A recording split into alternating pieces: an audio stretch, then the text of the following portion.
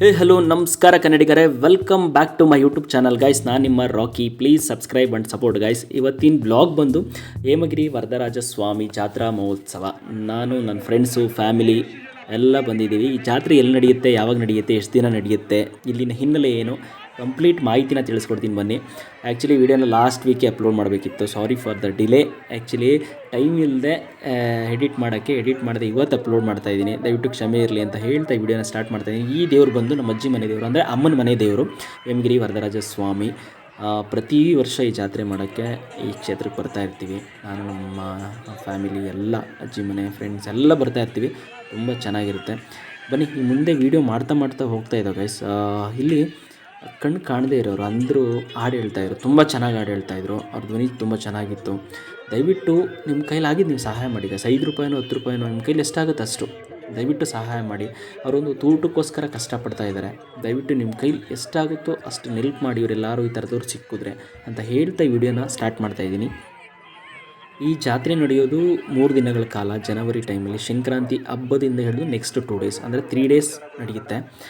ಜನವರಿ 14, 15, 16 3 ದಿನ ನಡೆಯುತ್ತೆ. ಈ ಜಾತ್ರೆ ನಡೆಯೋದೆಲ್ಲಪ್ಪ ಅಂತಂದರೆ ತುಮಕೂರು ಡಿಸ್ಟಿಕ್ಕು ಕುಣಿಗಲ್ ತಾಲೂಕು ಹುಲಿಯೂರು ದುರ್ಗ ವ್ಯಾಪ್ತಿಯಲ್ಲಿ ನಡೆಯುತ್ತೆ. ಇಲ್ಲಿ ಹೇಮಗಿರಿ ಅನ್ನೋ ಬೆಟ್ಟ ಇದೆ. ಆ ಬೆಟ್ಟದ ಹತ್ರನೇ ಈ ಹೇಮಗಿರಿ ವರದರಾಜ ಸ್ವಾಮಿ ಪುಣ್ಯಕ್ಷೇತ್ರ ಇರೋದು. ಮುಂಚೆ ಎಲ್ಲ ಏನಪ್ಪ, ಪೂರ್ವಿಕರೆಲ್ಲ ಮುಂಚೆ ದೇವ್ರು ಮಾಡ್ತಿದ್ದಿದ್ದು ತಮಿಳ್ನಾಡಲ್ಲಿ ಕಂಚಿ ವರದರಾಜ ಸ್ವಾಮಿ ಅಂತ ದೇವರಿತ್ತು ಇದೆ ತಮಿಳ್ನಾಡಲ್ಲಿ. ಪೂರ್ವಿಕರೆಲ್ಲ ಅಲ್ಲಿಗೆ ಆ್ಯಕ್ಚುಲಿ ಹೋಗ್ತಾ ಇದ್ದಿದ್ದು ದೇವ್ರು ಮಾಡೋಕ್ಕೆ. ಆಮೇಲೆ ಹೋಗ್ತಾ ಏನಂತಂದರೆ ಅಲ್ಲಿಗೆ ನಡ್ಕೊಂಡು ಹೋಗಬೇಕಿತ್ತು, ಟ್ರಾನ್ಸ್ಪೋರ್ಟ್ ಇರಲಿಲ್ಲ, ಹೋಗೋ ಬರೋಕ್ಕೆ ತೊಂದರೆ ಆಯ್ತಿತ್ತು. ಕರ್ನಾಟಕದಲ್ಲಿ ತುಂಬ ಭಕ್ತರು ಅಲ್ಲಿ ದೇವ್ರಿಗೆ ಮೂಲ ಮನೆ ದೇವರಾಗಿತ್ತು. ಅದು ಭಕ್ತಾದಿಗಳು ತುಂಬ ಇದ್ದರು, ಹೋಗೋಕ್ಕಾಗ್ತಿರಲಿಲ್ಲ. ಆ ಟೈಮಲ್ಲಿ ಪೂರ್ವಿಕರು ಬೇಡ್ಕೊಂಡು ದೇವ್ರನ್ನ ನಮಗಲ್ಲಿ ಬರೋಕ್ಕಾಗಲ್ಲ, ಇಲ್ಲೇ ಎಲ್ಲಾದರೂ ಬಂದು ನೆಲೆ ಊರು ಅಂತ ಬೇಡ್ಕೊಂಡಾಗ ಭಕ್ತಾದಿಗಳು ಈ ದೇವರು ವರದರಾಜ ಸ್ವಾಮಿ ಬಂದು ಹೇಮಗಿರಿ ಅನ್ನೋ ಬೆಟ್ಟದಲ್ಲಿ ಬಂದು ನೆಲೆ ಊರ್ತಾರೆ. ಅದಕ್ಕೆ ಹೇಮಗಿರಿ ವರದರಾಜ ಸ್ವಾಮಿ ಅಂತ ಇದಕ್ಕೆ ಹೆಸರಿಡ್ತಾರೆ ದೇವರು ಬಂದು. ಆಮೇಲೆ ಭಕ್ತಾದಿಗಳು ಪ್ರತಿ ವರ್ಷ ಈ ಕ್ಷೇತ್ರಕ್ಕೆ ಬಂದು ಇಲ್ಲೇ ತಮಿಳ್ನಾಡಿಗೆ ಹೋಗೋದು ಬಿಟ್ಟು ಮತ್ತು ಇಲ್ಲೇ ಸ್ಟಾರ್ಟ್ ಮಾಡ್ತಾರೆ ದೇವ್ರಿಗೆ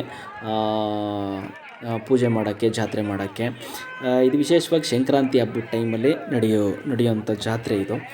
ಆಮೇಲೆ ಇನ್ನೊಂದು ವಿಶೇಷತೆ ಏನಪ್ಪ ಈ ದೇವ್ರದ್ದು ಅಂತಂದರೆ, ಪ್ರತಿ ಶನಿವಾರ ಮಾತ್ರ ಪೂಜೆ ಮಾಡೋದು ಈ ದೇವ್ರಿಗೆ. ಆಮೇಲೆ ಇಲ್ಲಿ ಬೆಟ್ಟ ಕಾಣ್ತಿದೆಯಲ್ಲ, ಈ ಬೆಟ್ಟದ ನೆರಳು ಬಂದು ಗೋಪುರದ ಮೇಲೆ, ಗರ್ಭಗುಡಿ ಮೇಲೆ ಅಥವಾ ಗೋಪುರದ ಮೇಲೆ ಬಿದ್ದ ಮೇಲೇ ಪೂಜೆ ಸ್ಟಾರ್ಟ್ ಮಾಡೋದು. ಅದೊಂದು ವಿಶೇಷತೆ. ರಥ ಎಳೆಯೋದಾಗ್ಬೋದು ಜಾತ್ರೆ ದಿನ, ಅಥವಾ ಪೂಜೆ ಮಾಡೋದಾಗ್ಬೋದು, ಆ ಬೆಟ್ಟದ ನೆರಳು ಆ ದೇವಸ್ಥಾನದ ಮೇಲೆ ಬೀಳಬೇಕು. ಆವಾಗಲೇ ಪೂಜೆ ಮಾಡೋದು, ರಥೋತ್ಸವ ಸ್ಟಾರ್ಟ್ ಮಾಡೋದು. ಅದೊಂದು ವಿಶೇಷತೆ. ಮತ್ತು ಈ ದೇವ್ರಿಗೆ ಇಷ್ಟವಾದ ರಸಾಯನ ಯಾವುದಪ್ಪ ಅಂತಂದರೆ ತುಪ್ಪದ ಕಜಾಯ. ತುಪ್ಪದಿಂದ ಮಾಡೋವಂಥ ಕಜಾಯ ಇದೆ. ಆ ಕಜಾಯಕ್ಕೆ ಬೆಲ್ಲ, ಹಣ್ಣು, ಕಾಯಿ ಎಲ್ಲ ಮಿಕ್ಸ್ ಮಾಡಿರ್ತಾರೆ. ತಿನ್ನೋಕ್ಕೇ ಜನ ಕಿತ್ತಾಡ್ತಾ ಇರ್ತಾರೆ ಗೈಸ್. ನೀವು ನೋಡಬೇಕು, ಅಷ್ಟು ಚೆನ್ನಾಗಿರುತ್ತೆ ಪ್ರಸಾದ ರಸಾಯನ. ಅದು ನೈವೇದ್ಯವಾಗಿ ಈ ದೇವ್ರಿಗೆ ಅರ್ಪಣೆ ಮಾಡ್ತಾರೆ ಭಕ್ತಾದಿಗಳು. ಅದಕ್ಕೆ ತುಂಬ ಇಷ್ಟವಾದ ರಸಾಯನ ಬಂದು ದೇವರಿಗೆ. ಅಲ್ಲಿಂದ ಮುಂದೆ ಬಂದು ಇಲ್ಲಿ ಚುಂಚನಗಿರಿ ಸ್ವಾಮೀಜಿ ಮಠ ಇದೆ. ಏನಕ್ಕಪ್ಪ ಅಂತಂದರೆ ಈ ವರದರಾಜ ಸ್ವಾಮಿ ಕ್ಷೇತ್ರದ ಪುಣ್ಯಕ್ಷೇತ್ರನ ಏನು ಮಾಡಿದರು ಇವರು, ಇಂಪ್ರೂವ್ ಮಾಡೋಕ್ಕೋಸ್ಕರ ದತ್ತು ತೊಗೊಂಡಿರ್ತಾರೆ ಮುಂಚೆನೇ. ಬಾಲಗಂಗಾಧರನಾಥ ಸ್ವಾಮೀಜಿ ಇರೋ ಟೈಮಲ್ಲೇ ತಗೊಂಡಿದ್ರು. ಹಾಗಾಗಿ ಪ್ರತಿ ವರ್ಷ ಇವ್ರು ಬಂದು ಇಲ್ಲಿ ಭಕ್ತಾದಿಗಳಿಗೆ ಆಶೀರ್ವಾದ ಮಾಡಿ, ಇವಾಗ ನಿರ್ಮಲಾನಂದ ಸ್ವಾಮೀಜಿ ಬರ್ತಾ ಇದ್ದಾರೆ, ಮುಂಚೆ ಬಾಲಗಂಗಾಧರನಾಥ ಸ್ವಾಮೀಜಿ ಕೂಡ ಬರ್ತಾಯಿದ್ರು. ಪ್ರತಿ ವರ್ಷ ಬಂದು ಎಲ್ಲ ಭಕ್ತಾದಿಗಳಿಗೆ ಆಶೀರ್ವಾದ ಮಾಡಿ ಮತ್ತು ದೇವರಿಗೆ ಪೂಜೆ ಮಾಡಿ, ಅವರೇ ಇದಕ್ಕೆ ರಥೋತ್ಸವಕ್ಕೆ ದೇವ್ರು ಮಡಗ್ತಾರಲ್ಲ ವರದರಾಜ ಸ್ವಾಮಿನ, ಆ ಟೈಮಲ್ಲಿ ಆ ದೇವ್ರಿಗೆ ಇವರೇ ಪೂಜೆ ಮಾಡಿ ಆ ರಥಕ್ಕೆ ಇಟ್ಟು ಆಮೇಲಿಂದ ರಥ ಮುಂದುವರಿಯೋದು. ಪ್ರತಿ ವರ್ಷ ಇವ್ರು ಬಂದೇ ಬರ್ತಾರೆ. ಇವ್ರು ಬಂದಮೇಲೆ ರಥ ಸ್ಟಾರ್ಟ್ ಆಗೋದು. ಆವಾಗಿಂದನೂ ಅದೇ ಥರ ನಡ್ಕೊಂಡು ಬರ್ತಿದೆ. ನೋಡಿ, ಈ ಜಾತ್ರೆ ನಡೆಯೋ ವೈಭವನೇ ಬೇರೆ ಗೈಸ್. ಇಲ್ಲೆಲ್ಲ ಕುಣಿತಾ ಇದ್ದಾರಲ್ವ, ಇದೇನಂತಂದರೆ ಈ ರಸಾಯನನ ಎಲ್ಲ ಇಟ್ಕೊಂಡು ನಿಂತಿದ್ದಾರಲ್ಲ, ಇದೆಲ್ಲ ತುಪ್ಪದ ಕಜಾಯನ ಒತ್ತು ಭಕ್ತಾದಿಗಳು ಅಂದರೆ ಈ ರಥೋತ್ಸವ ಸ್ಟಾರ್ಟ್ ಆಗೋಕ್ಕೆ ಮುಂದೆನೂ ಹಿಡಿದು ರಥೋತ್ಸವ ಒಂದು ರೌಂಡು ಸುತ್ತವರೆಗೂ ದೇವಸ್ಥಾನದ ಸುತ್ತ ಭಕ್ತಾದಿಗಳು ಅಷ್ಟು ದೂರ ದಾಸಪ್ಪನ ಥರ ಪೂಜಿಸಿ ಪ್ರತಿ ಅಷ್ಟು ದೂರಕ್ಕೂ ನೈವೇದ್ಯವಾಗಿ ಅದನ್ನು ಆ ತುಪ್ಪದ ಕಜಾಯನ ಇಟ್ಟು ಹೆಜ್ಜೆ ಹಾಕ್ತಾ ಮುಂದೆ ಸಾಗುತ್ತೆ. ಕಂಪ್ಲೀಟ್ ಒಂದು ರೌಂಡು ಬರುತ್ತೆ. ಇಲ್ಲಿ ನೋಡಿ, ಈ ಏನಿದು ಡಲ್ಲು ಕುಣಿತ ವೈಭವ ನೋಡೋದೇ ಒಂಥರ ಚೆಂದ ಗೈಸ್. ನೀವು ನೋಡಿರ್ಬೇಕು, ನೀವು ಹತ್ರದಿಂದ ನೋಡಬೇಕು. ಇದು ನೋಡೋಕ್ಕೆ ತುಂಬ ಇಷ್ಟ. ತುಂಬ ಜನ ನೋಡಿಲ್ದಿರೋರು ಇರ್ತೀರ ಹತ್ರದಿಂದ, ಜಸ್ಟ್ ವೀಡಿಯೋದಲ್ಲಿ ನೋಡಿರ್ತೀರ ಹೋಗೋದು. ಬಟ್ ಅವ್ರು ಹಾಕೋ ಹೆಜ್ಜೆಗಳಾಗ್ಬೋದು, ಅವ್ರು ಹಾಕೋ ಕುಣಿತಗಳಾಗ್ಬೋದು, ಅದು ತುಂಬ ಸಖತ್ತಾಗಿರುತ್ತೆ. ವೈಬೇ ಚೆಂದ ಜಾತ್ರೆದು.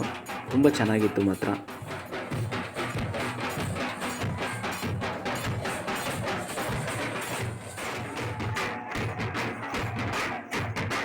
ನೋಡಿ ಆ ಸ್ಟೆಪ್ಪು, ಆ ತಾಳ, ಆ ಹೆಜ್ಜೆ, ಅದು ನೋಡೋಕ್ಕೆ ಒಂಥರ ಮಜಾ ಗೈಸ್ ನಿಜ.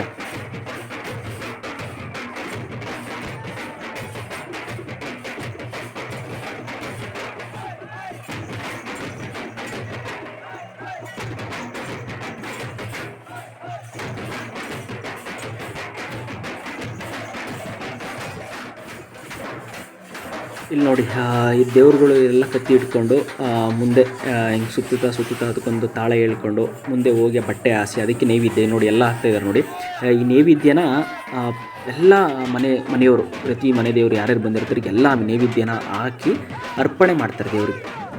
ಆ ತುಪ್ಪದ ಕಜಾಯಿನ ಆ ದೇವ್ರಿಗೆ ಇಷ್ಟವಾದ ರಸಾಯನ ಅದು, ಅದಕ್ಕಾಗಿ ಅರ್ಪಣೆ ಮಾಡಿ ಮುಂದೆ ಸಾಕ್ತಾ ಒಂದು ಸುತ್ತು ಬರ್ತಾರೆ.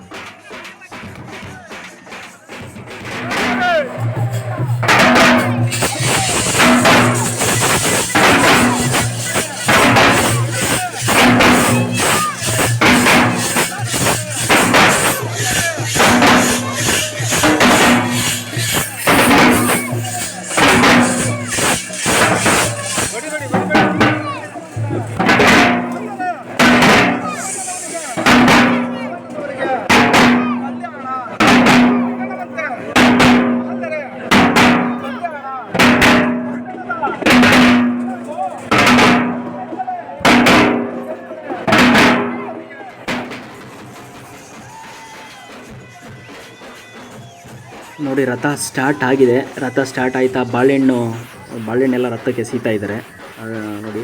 ಮುಂದೆ ಸಾಕ್ತಾ ಹೋಗ್ತಾ ಇರುತ್ತೆ ಗೈಸ್. ಮುಂಚೆ ಎಲ್ಲ ನಾವು 3 days ಬಂದು ಇಲ್ಲೇ ಸ್ಟೇ ಆಗ್ತಿದ್ದೋ. ಮುಂಚೆ ಎಲ್ಲ ಎತ್ತಿನ ಗಾಡಿ ಕಟ್ಕೊಂಡು, ಎತ್ತಿನ ಗಾಡಿಗೆ ಆ್ಯಪಲ್ ಕಟ್ಕೊಂಡು ಒಂಥರ ತೋರಿಸ್ತೀನಿ ಮುಂದೆ ನೆಕ್ಸ್ಟ್ ಹೋಗ್ತಾ ವೀಡಿಯೋದಲ್ಲಿ ಕಟ್ಕೊಂಡು ಬಂದು ಇಲ್ಲೇ 3 days ಸ್ಟೇ ಆಗ್ತಿದ್ದು. ಇವಾಗೆಲ್ಲ ಆ ಥರ ಎತ್ತಿನ ಗಾಡೀಲಿ ಬರೋದು ತುಂಬ ಕಡಿಮೆ ಆಗಿಬಿಟ್ಟಿದ್ದಾರೆ. ಎಲ್ಲ auto, car, tractor, luggage auto ಈ ಥರ ಎಲ್ಲ ಮಾಡ್ಕೊಂಡು ಬಂದ್ಬಿಡ್ತಾ ಇದ್ದಾರೆ ಗೈಸ್ ಇತ್ತೀಚೆಗೆ. ಬಟ್ ಮುಂಚೆ ಅಂತೂ 10 years ಬ್ಯಾಕ್ ಅಂದ್ಕೊಳ್ಳಿ, 10 to 15 years ಬ್ಯಾಕ್ ಅಂತೂ ಎಷ್ಟು ಜನ ಅಂತಂದರೆ ಪ್ರತಿಯೊಬ್ಬರು ಎತ್ತಿನ ಗಾಡೀಲಿ ಎಷ್ಟು ಎತ್ತಿನ ಗಾಡಿ ಕಾಣ್ತಿದ್ದವು ಅಂತಂದರೆ, ಊರಲ್ಲಿ ನಾವು ಬಿಟ್ಟರೆ ಒಂದು ಕಿಲೋಮೀಟರ್ ಎತ್ತಿನ ಗಾಡಿನೇ ಕಾಣ್ತಾಯಿದ್ದು ನಾವು ಬರ್ತಾಯಿದೆ. ಬರೋ ವೈಬೇ ಬೇರೆ. ಪ್ರತಿ ವರ್ಷ ಎತ್ತಿನ ಗಾಡಿ ಇಟ್ಕೊಂಡು ಬಂದು ಇಲ್ಲಿದ್ದು 3 days ಸ್ಕೂಲಿಗೆ ರಜಾ ಹಾಕ್ಬಿಟ್ಟು ಚಕ್ಕರ್ ಹಾಕೊಂಡು ಬಂದು ಎಂಜಾಯ್ ಮಾಡ್ತಾಯಿದ್ದೋ. ತುಂಬ ಚೆನ್ನಾಗಿರ್ತಿತ್ತು. ಈ ಜಾತ್ರೆಗೆ ಯಾರ್ಯಾರು ಬಂದಿದ್ದೀರಾ ಭಕ್ತಾದಿಗಳು, ಅಥವಾ ಈ ಮನೆ ದೇವ್ರ ಜಾತ್ರೆ, ಈ ಮನೆ ದೇವ್ರು ಯಾರ್ಯಾರು ಇದ್ದೀರಾ ಅವ್ರು ಕಮೆಂಟ್ ಮಾಡಿ. ದಯವಿಟ್ಟು ನನ್ನ ಚಾನಲ್ನ ಸಬ್ಸ್ಕ್ರೈಬ್ ಮಾಡಿ, ಶೇರ್ ಮಾಡಿ ಗೈಸ್ ಅಂತ ಕೇಳ್ಕೊತೀನಿ. ನೋಡಿ ಈ ಮುಂದುವರಿತಾ ಇದೆ. ಅಥವಾ ಯಾರು ಈ ಥರ ಜಾತ್ರೆನ ಎಕ್ಸ್ಪೀರಿಯೆನ್ಸ್ ಮಾಡಿದ್ದೀರಾ, ನಿಮ್ಮ ಅಜ್ಜಿ ಮನೆ ದೇವರಾಗ್ಬೋದು, ನಿಮ್ಮ ಮನೆ ದೇವರಾಗ್ಬೋದು, ಕಮೆಂಟ್ ಮಾಡಿ. ನೋಡಿ ಆ ರಸಾಯನ ತಿನ್ನೋಕ್ಕೆ ಎಷ್ಟು ಜನ ಇರ್ತಾರೆ ಅಂತಂದರೆ ಎಲ್ಲ ಕಿತ್ತಾಡ್ತಾ ಇರ್ತಾರೆ. ಆ್ಯಕ್ಚುಲಿ ನೀವು ಅಲ್ಲಿ ನೋಡಬೇಕು. ಇಲ್ಲ ಮನೆ ಹತ್ರ ಇಲ್ಲೆಲ್ಲ ನಮ್ಮ ಗೂಡು ಹತ್ರ ಬಂದಮೇಲೆ ಎಲ್ರಿಗೂ ಹಂಚ್ತಾ ಇದ್ದಾರೆ. ಇನ್ನು ಅಲ್ಲಿ ನೋಡಿದ್ರಂತೂ ನೀವು ಕಿತ್ಕೊಂಡು ತಿಂತಾ ಇರ್ತಾರೆ ಭಕ್ತಾದಿಗಳ ಹತ್ರ ಪಾಪ.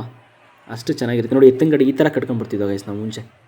ಇವಾಗೆಲ್ಲ ಆಟೋ ಗಾಡಿ, ಎತ್ತಿನ ಗಾಡಿ ಬಿಟ್ಟವ್ರು ಈಗೆಲ್ಲ. ನೋಡಿ ನಮ್ಮ ಊರ್ ಸೈಡವರು ಕೋಲಾಟಕ್ಕೆ ಸ್ಪರ್ಧೆ ಮಾಡಿದ್ರು. ಸುಮ್ಮನೆ ಹಂಗೆ ಕರ್ಕೊಂಡು ಬಂದು ಆಡಿಸ್ತಾಯಿದ್ರು ಒಬ್ಬರು. ನೋಡಿ ಅಜ್ಜಂದಿರು ಆ ಏಜಲ್ಲಿ ಆಡ್ತಾಯಿದ್ರಲ್ಲ ಗೈಸ್, ಅದಕ್ಕೊಂದು ಸೆಲ್ಯೂಟ್ ಹೊಡಿಬೇಕು ದೇವರನ್ನೇ. ಅದಕ್ಕೊಂದು ಅಪ್ರಿಷಿಯೇಷನ್ ಮಾಡಬೇಕು. ನಾವು ಈ ಏಜಲ್ಲೂ ಯಾರು ಏನು ಅನ್ಕೊಂತಾರೋ ಅಂತ ಯೋಚನೆ ಮಾಡ್ತೀವಿ ನಿಜ. ನಾವೇನಾದ್ರೂ ಒಂದು ನಿಮ್ಮಲ್ಲಿ ಕಲೆ ಇದ್ರೂ ಅದನ್ನ ಹೊರಗಡೆ ಹಾಕೋಕ್ಕೆ ಯಾರು ಏನು ಅನ್ಕೊಂತಾರೋ ಪಬ್ಲಿಕ್ ಪ್ಲೇಸಲ್ಲಿ ಅಂತ ಅನ್ಕೊಂತೀರ. ದಯವಿಟ್ಟು ಆ ಥರ ಯಾರು ಅನ್ಕೊಬೇಡಿ. ನಿಮ್ಮಲ್ಲಿರೋವಂಥ ಕಲೆ ನೀವು ಹೊರಗಡೆ ಹಾಕೋಕ್ಕೆ ಪ್ರಯತ್ನ ಪಡಿ. ನೋಡಿ ಅವ್ರಿಗೆ ಏಜ್ ನೋಡಿ, ಅವರೆಲ್ಲ 60 years ಆಗ್ಬೋದು, 50 years ಆಗ್ಬೋದು, 70 years ಎಲ್ಲ ಇದ್ದಾರೆ. ಅವರೆಲ್ಲ ಇವತ್ತು ಮಾಡ್ತಾಯಿದ್ದಾರೆ ಅಂದರೆ ನೀವು ಅವ್ರಿಗೆ ಅಪ್ರಿಷಿಯೇಟ್ ಮಾಡಬೇಕು. ಅವ್ರ ಕಲೆಗೆ ಸಾಕು. ಅವ್ರ ಏಜಲ್ಲಿ ಅದು ಮಾಡ್ತಾಯಿದ್ದಾರಲ್ಲ, ನೀವು ಅವ್ರ ಏಜಲ್ಲಿ ಬದುಕಿರ್ತೀವೋ ಸತ್ತಿರ್ತೀವೋ ನಮ್ಗೆ ಗೊತ್ತಿಲ್ಲ, ಅಟ್ಲೀಸ್ಟು ಆ ಏಜಲ್ಲಿ ಅದನ್ನು ಮಾಡ್ತಾಯಿದ್ದಾರಲ್ಲ, ಅದಕ್ಕೊಂದು ಸೆಲ್ಯೂಟ್ ಗೈಸ್. ಫೈನಲಿ ರಥೋತ್ಸವ ಎಲ್ಲ ಮುಗೀತು.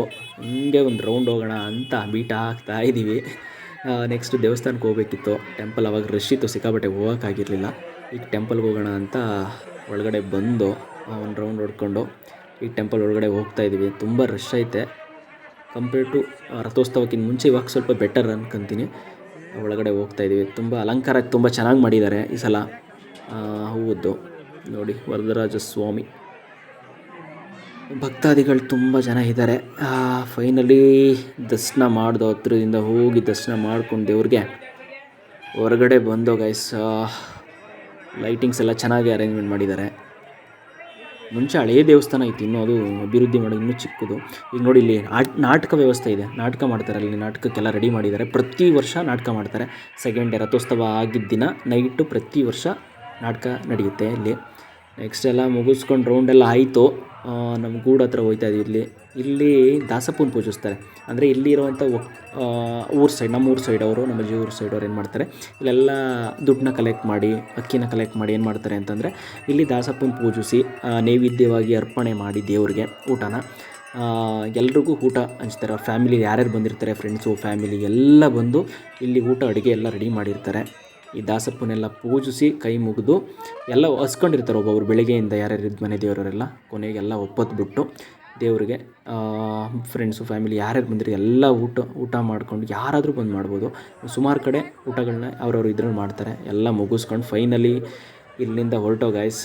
ನೆಕ್ಸ್ಟ್ ವಿಡಿಯೋದಲ್ಲಿ ಮತ್ತೆ ಸಿಗೋಣ ಅಂತ ಹೇಳ್ತಾ, ಹಲೋ ಗಾಯ್ಸ್, ಫೈನಲಿ ಹೊರಟೋ ಮತ್ತೆ ನೆಕ್ಸ್ಟ್ ವಿಡಿಯೋದಲ್ಲಿ ಸಿಗೋಣ. ಅಲ್ಲಿ ತನಕ ಬಾಯ್ ಬಾಯ್, ಟೇಕ್ ಕೇರ್. ಯಾರು ನನ್ನ ಚಾನಲ್ನ ಸಬ್ಸ್ಕ್ರೈಬ್ ಮಾಡಿಲ್ಲ ದಯವಿಟ್ಟು ಸಬ್ಸ್ಕ್ರೈಬ್ ಮಾಡಿ, ಲೈಕ್ ಮಾಡಿ, ಕಮೆಂಟ್ ಮಾಡಿ, ಶೇರ್ ಮಾಡಿ, ಸಪೋರ್ಟ್ ಮಾಡಿ ಗಾಯ್ಸ್. ಬಾಯ್ ಬಾಯ್.